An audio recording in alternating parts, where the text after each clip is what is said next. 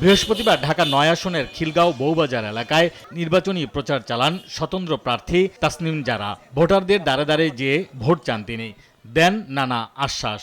আগের মতো আবার ভোট কাউন্ট হবে না কিংবা ভোট আগে দেওয়া হয়ে গেছে এরকম হবে কিনা কিছু সংখ্যা আমরা শুনছি ভোটারদের কাছ থেকে।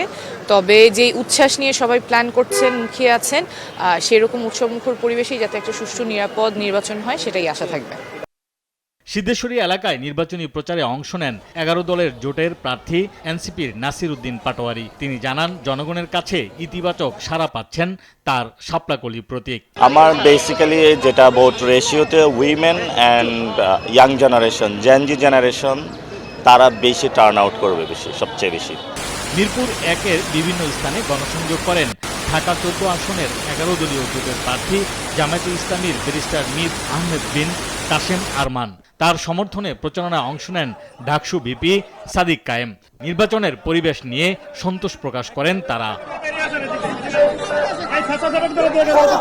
এদিকে দুপুরে কক্সবাজারের কুতুবদিয়ার বড়কোপে জামায়াতের প্রার্থীর সমর্থনে নির্বাচনী জনসভায় বক্তব্য রাখেন দলের নায়েবে আমির সৈয়দ আব্দুল্লাহ মোহাম্মদ তাহের ও এনসিপি প্রধান নাহিদ ইসলাম। টেকনাফ থেকে তেঁতুলিয়া পর্যন্ত হাজার লক্ষ মানুষের দল আজকে ১১ দলীয় জোটের পক্ষে আল্লাহর মেহেরবানিতে সংগঠিত হয়েছে।